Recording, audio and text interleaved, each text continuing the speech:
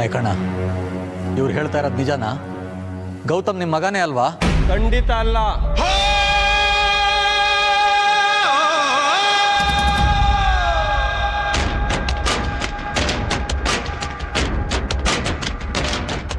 ಅಪ್ಪ ಅಮ್ಮನೇ ಮನೆಯಿಂದ ಆಚೆಗೆ ಹಾಕಿದ್ರು ಬುದ್ಧಿ ಬರುತ್ತೆ. ಈ ಗೌತಮ್ ಪ್ರತಿ ಸತಿ ಮದುವೆ ಆಗೋಗ್ಲು ಒಬ್ಬೊಬ್ರನ್ನ ಅಪ್ಪ ಅಮ್ಮ ಅಂತ ಫಿಕ್ಸ್ ಮಾಡ್ಕೋತಾನೆ.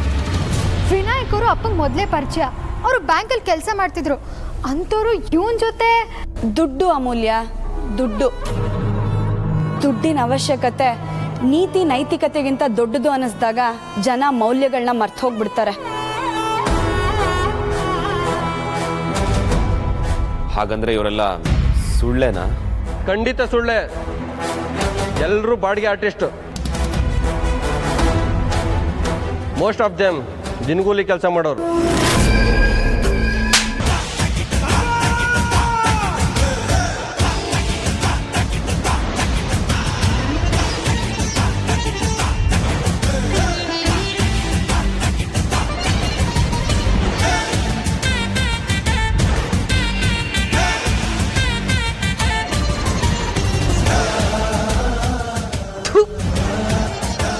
ನಿಂದು ಒಂದು ಜನ್ಮನ ನಿನ್ ಮಾತ್ರ ಸುಮ್ಮನೆ ಬಿಡಲ್ಲ.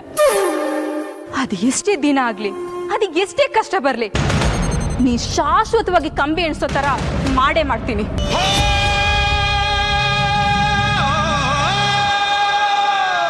ಶಾರದಾ ಅವರೇ, ನೀವು ನಿಜವಾಗ್ಲೂ ಥ್ಯಾಂಕ್ಸ್ ಹೇಳಬೇಕಾಗಿರೋದು ವೇದಾಂತ್ಗೆ. ಆಕ್ಚುಲಿ ನೀವಿರೋ ಜಾಗಕ್ಕೆ ನಮ್ಮನ್ನು ಕಳಿಸಿದ್ದೆ Vedant.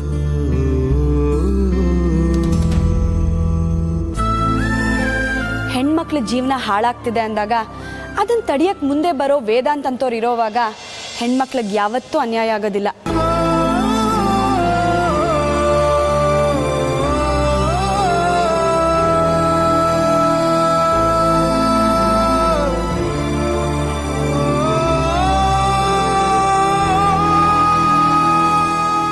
Thank you Adi, thank you so much. ಸರಿಯಾದ ಟೈಮಿಗೆ ಬಂದು ಆಗ ಅವನ ಹೊತ್ತಾನ ತಪ್ಪಿಸ್ತೆ. ಹೇ ಕಮ್ ಆನ್ ವೇದಾಂತ್, ನಮ್ಮ ಮಧ್ಯ ಫಾರ್ಮಾಲಿಟೀಸಾ? You my friend.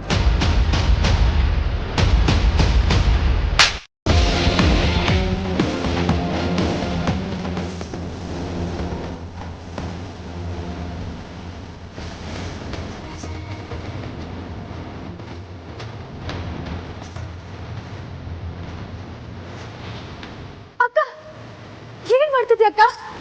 ನೀನಿಂತ ಗೋಮುಖ ವ್ಯಾಘ್ರ ಅಂತ ನಾನು ಅನ್ಕೊಂಡಿರ್ಲಿಲ್ಲ.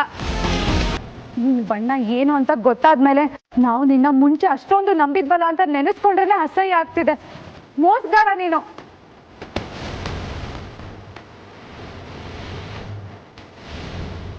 ಮೋಸ? ಹೌದು, ನಾನು ಮೋಸಗಾರನೇ. ಹಾಗಂತ ನೀವೇನ್ ಸಾಚ ಅಲ್ವಲ್ಲ.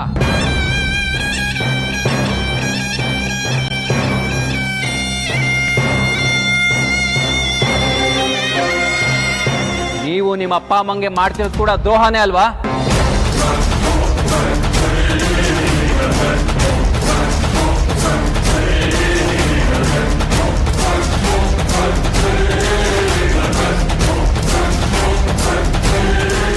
ಒಬ್ಬ ಹುಡುಗನ ಪ್ರೀತಿಸಿ ಇನ್ನೊಬ್ಬನ ಮದ್ವೆ ಆಗೋ ನಾಟಕ ಮಾಡ್ತಾ ಇದ್ದೀರಲ್ಲ, ಅದು ಮೋಸ ಅಲ್ವಾ?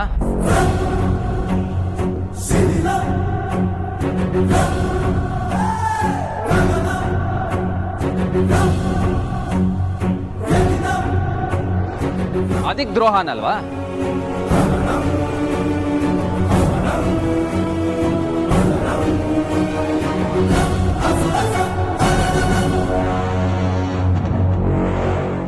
ಇನ್ನೇನೋ ನಿನ್ ಮಾತು ಕೇಳೋದು? ತೊಲಗು ಇಲ್ಲಿಂದ. ಇರುವ ಮೌಲ್ಯ, ನೀನ್ ಇದ್ರಲ್ಲಿ ಪಾರ್ಟ್ನರ್ ತಾನೆ.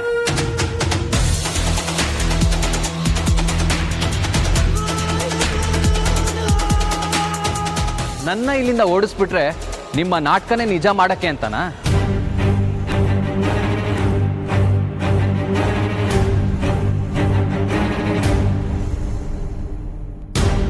ಈ ಆರ್ತಿ ಕೂಡ ನನ್ನಷ್ಟೇ ಕ್ರಿಮಿನಲ್. ಇವಳಿಗಿಂತ ವಯಸ್ಸಲ್ಲಿ ಚಿಕ್ಕೋನಾಗಿರೋ ವಿಕ್ರಾಂತ್ನ ಲವ್ ಮಾಡಿ ಅವನ ಜೊತೆ ಲಲ್ಲೆ ಹೊಡಿತಾ ನನ್ನ ಮದುವೆ ಆಗ್ತೀನಿ ಅಂತ ನಾಟಕ ಮಾಡಿ ವಿಕ್ರಾಂತ್ನ ಕಟ್ಕೊಳ್ಳೋ ಪ್ಲಾನ್ ಮಾಡಿದ್ಲು.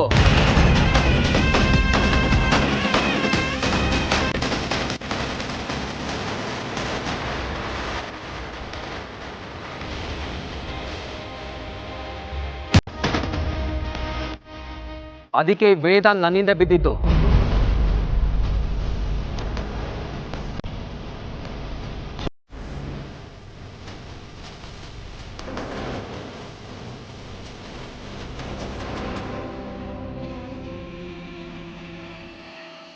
ನಿನ್ನ ಭಾಷಣ ಏನಿದ್ರು ಸ್ಟೇಷನಲ್ಲಿ ಮಾಡುವಂತೆ ನೋಡಿಯಲ್ಲ.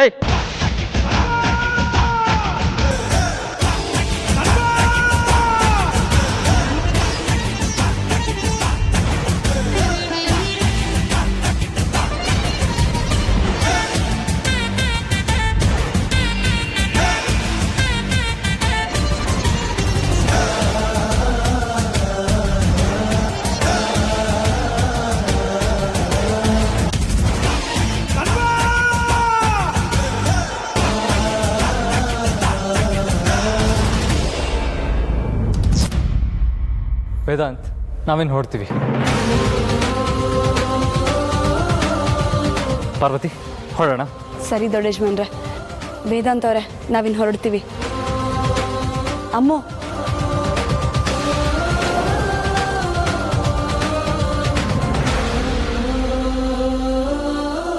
ತುಂಬ ಥ್ಯಾಂಕ್ಸ್ ಪಾರು.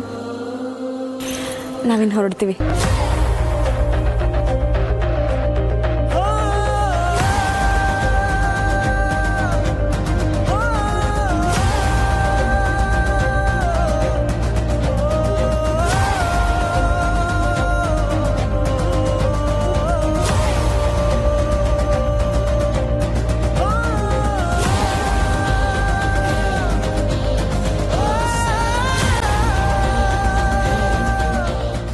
ಕಾಂತ,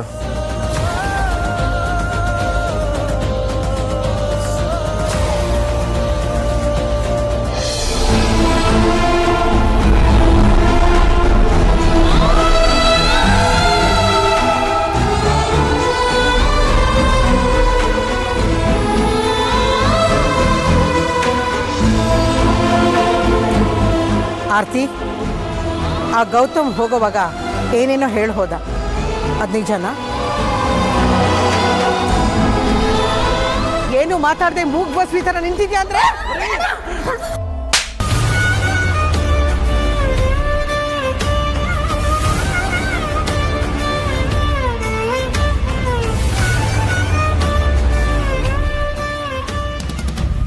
ಹೌದಮ್ಮ, ಅಕ್ಕ ವಿಕ್ಕಿಯವ್ರನ್ನ ಇಷ್ಟಪಡ್ತಿರೋದು ನಿಜಾನಮ್ಮ.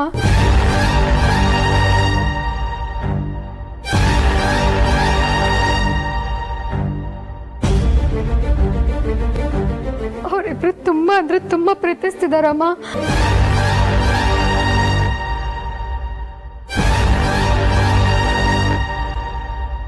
ಅವನನ್ನ ಪ್ರೀತಿಸೋಳು ಈ ಮದ್ವೆಗೆ ಯಾಕೆ ಒಪ್ಕೊಂಡ್ಲು? ನಿಮಗೆ ಮತ್ತೆ ಅಪ್ಪಂಗೆ ಬೇಜಾರಾಗುತ್ತೆ, ನೋವಾಗುತ್ತೆ ಅನ್ನೋ ಒಂದೇ ಒಂದು ಕಾರಣಕ್ಕೆ ಈ ಮದ್ವೆಗೆ ಒಪ್ಕೊಂಡ್ಲಮ್ಮ.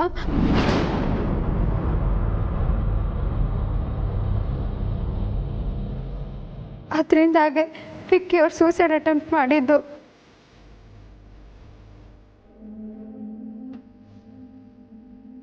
ನನಗೆ ಮತ್ತೆ ವೇದಾಂತಗೆ ವಿಷಯ ಗೊತ್ತಾದಾಗ ಇಬ್ಬರೂ ಕಷ್ಟಪಟ್ಟು ಒಪ್ಪಿಸಿ ಮದುವೆ ಮಾಡ್ಸೋಣ ಅಂತ ತೀರ್ಮಾನ ಮಾಡಿದ್ವಮ್ಮ.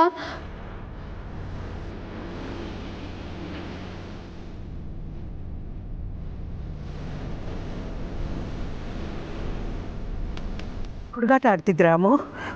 ಒಂದು ಕಡೆ ಮದುವೆ ಗೊತ್ತಾದ್ಮೇಲೆ ನಮಗೆ ಗೊತ್ತಾಗ್ದಾಗೆ ನೀವೇ ಮದುವೆ ಮಾಡಕ್ಕೆ ಹೊರಟ್ಬಿಟ್ರಾ? ಅದು ಆಗಲ್ಲಮ್ಮ. ತುಂಬ ಸಲ ನಿಮಗೆ ವಿಷಯ ತಿಳಿಸೋಕೆ ಪ್ರಯತ್ನ ಪಟ್ವಿ, ಆದರೆ ವಿಷಯ ಗೊತ್ತಾದರೆ ನೀವು ಹೇಗೆ ತೊಗೊಳ್ತಿರೋ ಅಂತ ಭಯ ಆಗಿ ಏನೂ ಹೇಳೋಕ್ಕಾಗಲಿಲ್ಲಮ್ಮ. ಇದರಲ್ಲಿ ಅಕ್ಕಂದೇನೂ ತಪ್ಪಿಲ್ಲಮ್ಮ. ಪ್ರೀತಿ ಮಾಡಿದಾಳೆ ಅನ್ನೋದೊಂದು ಬಿಟ್ಟರೆ ಬಾಕಿದೆಲ್ಲ ನಾವೇ ಮಾಡಿರೋದಮ್ಮ. ಅಕ್ಕಂಗೇನು ಹೇಳ್ಬೇಡಮ್ಮ.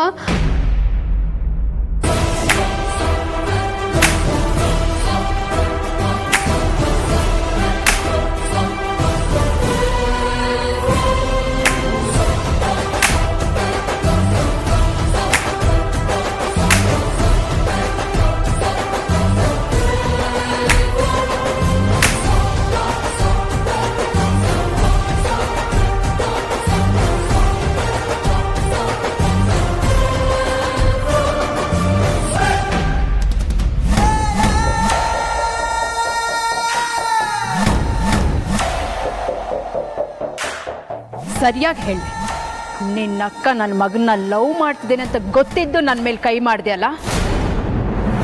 ಅಮ್ಮ, ಅದಕ್ಕೂ ಇದು ಯಾರು ಯಾವುದನ್ನು ನನಗೆ ಕನ್ವಿನ್ಸ್ ಮಾಡೋ ಅವಶ್ಯಕತೆ ಇಲ್ಲ. ನನಗೆ ಎಲ್ಲ ವಿಷಯನೂ ಗೊತ್ತು.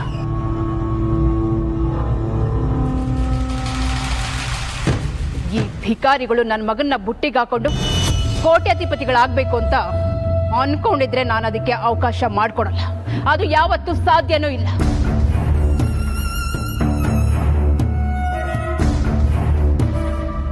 ಸುಹಾಸಿನಿ,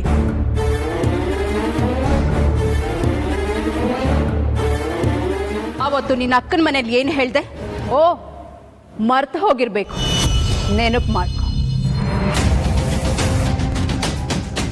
ಸಂಸ್ಕಾರ ಅನ್ನೋದು ಕ್ಲಾಸ್ ನೋಡ್ಕೊಂಡು ಬರಲ್ಲ, ಆದರೆ ಎಲ್ರಿಗೂ ಅದೇ ಥರ ಮಕ್ಕಳನ್ನ ಬೆಳೆಸೋಕೆ ಬರಬೇಕಲ್ವಾ?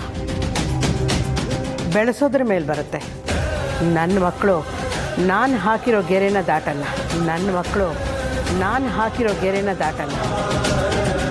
ನಿನ್ನ ಮಕ್ಕಳು ನೀನು ಹಾಕಿದ ಗೆರೆನ ದಾಟಲ್ಲ ಅಂದೆ ಅಲ್ಲ? ನೀನು ಹಾಕಿದ ಗೆರೆ ಇನ್ನೂ ದೂರ ಇದೆಯಾ?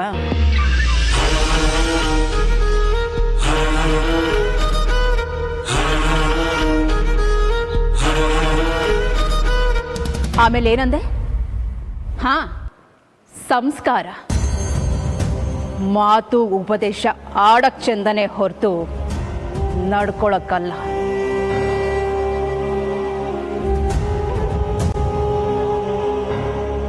ವಿಕ್ಕಿ ನಾನು ಮಾತು ಕೇಳಿಲ್ಲ ಅಂತ ನಾನು ಕೊಟ್ಟಿರೋ ಸಂಸ್ಕಾರದ ಮೇಲೆ ಹೋಗುತ್ತೆ ಅಂತ ಹೇಳಿದೆ ಅಲ್ಲ? ಹಾಗಾದ್ರೆ ನೀನು ಕೊಟ್ಟಿರೋ ಸಂಸ್ಕಾರ ಎಂಥದ್ದು?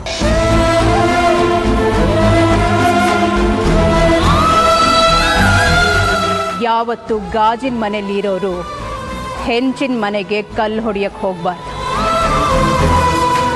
ಇನ್ನೊಬ್ರು ಬಿದ್ದಾಗ ನಗೋದು ಸುಲಭ ಅಲ್ಲ?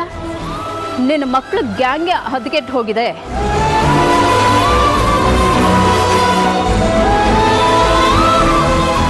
ಒಬ್ಳು ನನ್ನ ಮಗನ ಜೊತೆ ಸೇರ್ಕೊಂಡು ಚಕ್ಕಂದ ಆಡ್ತಾಳೆ. ಇನ್ನೊಬ್ಳು ನನ್ನ ಇನ್ನೊಬ್ಬ ಮಗನ ಜೊತೆ ಸೇರ್ಕೊಂಡು ದುಡ್ಡುಗೋಸ್ಕರ ಚಕ್ಕಂದ ಆಡೋಳನ್ನ ನನ್ನ ಮನೆ ಸೊಸೆ ಮಾಡಕ್ ಹೊರಟಿದ್ದಾಳೆ.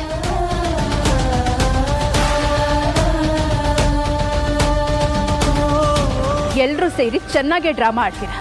ನಿನ್ನ ಮನೆಗೆ ಬೊಗಳೆ ಸಂಸ್ಕಾರ ಅಂತ ಬೋರ್ಡ್ ಹಾಕೊಂಡೆ.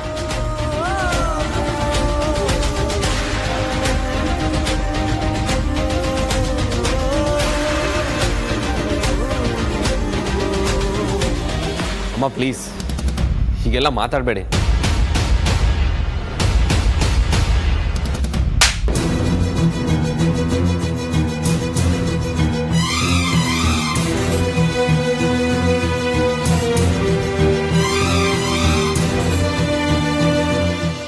ಅಮ್ಮ ಅನ್ನೋ ಪದಕ್ಕೆ ನಿನ್ನ ಮನಸ್ಸಲ್ಲಿ ನಿಜವಾಗ್ಲೂ ಬೆಲೆ ಇದೆ ಅನ್ನೋದಾದ್ರೆ ನೀನು ಈ ಹುಡುಗಿನ ಮದುವೆ ಆಗಲ್ಲ ಅಷ್ಟೇ.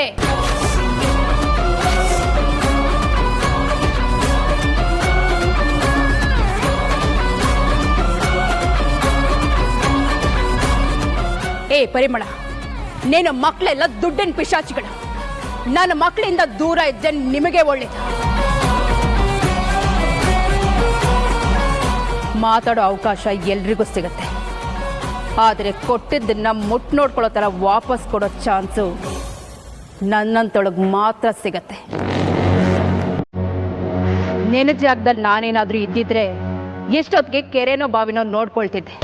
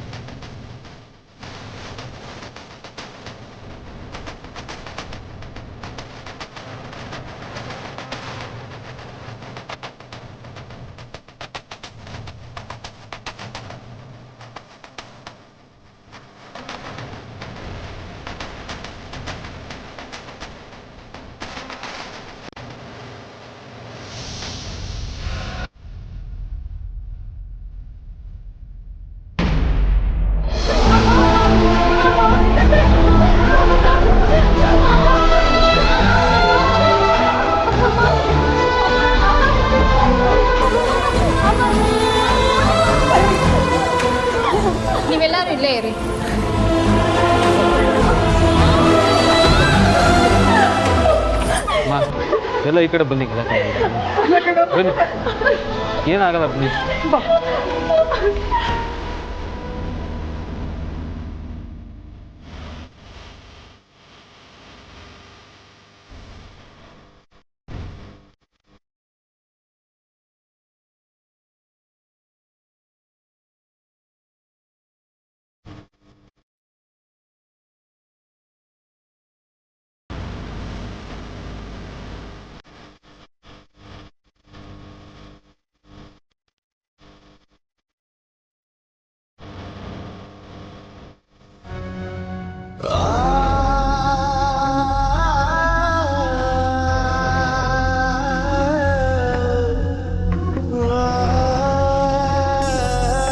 ಡಾಕ್ಟರ್ ಏನಾದರೂ ಹೇಳಿದ್ರೆ ಸಾರ್ಥಕ್ ವಿಷಯ ಗೊತ್ತಾಯ್ತಾ? ಇಲ್ಲ, ಕಂಡೀಷನ್ ತುಂಬ ಕ್ರಿಟಿಕಲ್ ಆಗಿದೆಯಂತೆ, ಈಗಲೇ ಏನೋ ಹೇಳೋಕ್ಕಾಗಲ್ಲ ಅಂದರು.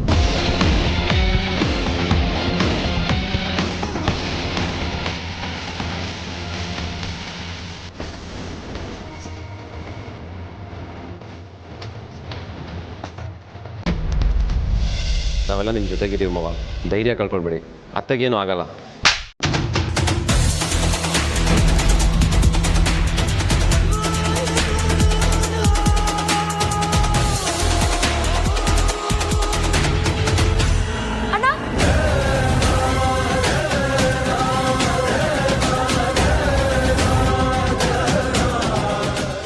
ಯಾರೋ ಮಾವ ಬರೀ ಅತ್ತೇನಾ? ಸಲುಗೆಗೂ ಒಂದು ಮಿತಿ ಇರಬೇಕು. ಏನೋ ವಾಡ್ಕೆಗೆ ಹಾಕಿ ಕರೀತಿ ಅಂತ ಅನ್ಕೊಂಡ್ರೆ ಮೋಸ ಮಾಡಿಬಿಟ್ಟೆ ನೀನು.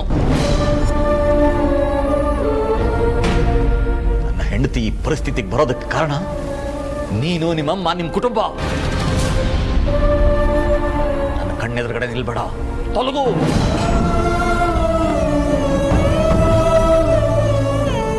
ಅಂಕಲ್ ಪ್ಲೀಸ್ ಸ್ವಲ್ಪ ತಾಳ್ಮೆ ತಂದ್ಕೊಳ್ಳಿ. ನನ್ನ ತಮ್ಮ ನಿಮ್ಮ ಮಗಳನ್ನ ಲವ್ ಮಾಡಿದೆ ಅನ್ನೋದು ಬಿಟ್ಟರೆ ಇನ್ಯಾವ ತಪ್ಪು ಮಾಡಿಲ್ಲ. ಅವನು ಶಿಕ್ಷೆಗೆ ಅರ್ಹನಲ್ಲ. ಇನ್ನು ಒಂದೇ ಒಂದು ಕ್ಷಣ ನನ್ನ ಕಣ್ಣೆದುರುಗಡೆ ನಿಂತ್ಕೊಂಡ್ರೆ ನಾನು ಸುಮ್ಮನೆ ಇರೋದಿಲ್ಲ. ಅಗ್ರಜ, ನೀನು ಮಾತಾಡೋ ಪ್ಲೀಸ್.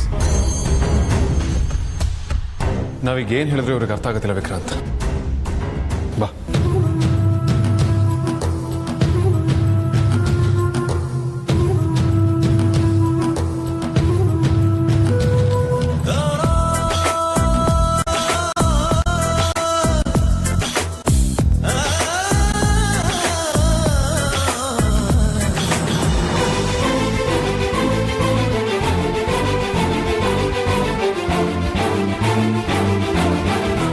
ಡಾಕ್ಟ್ರು ಒಳಗಡೆ ಕರೀತಾ ಇದ್ದಾರೆ, ಯಾರಾದ್ರೂ ಒಬ್ರು ಒಳಗಡೆ ಹೋಗಿ. ನೀವು ಯಾರು ಒಳಗೆ ಹೋಗೋ ಅವಶ್ಯಕತೆ ಇಲ್ಲ. ನಾನು ಬರೀ ನೋಡೋದಕ್ಕೆ ನಾನು ಒಬ್ಬನೇ ಹೋಗ್ತೀನಿ. ಅದಕ್ಕೆ ದಯವಿಟ್ಟು ಕ್ಷಮಿಸಿ.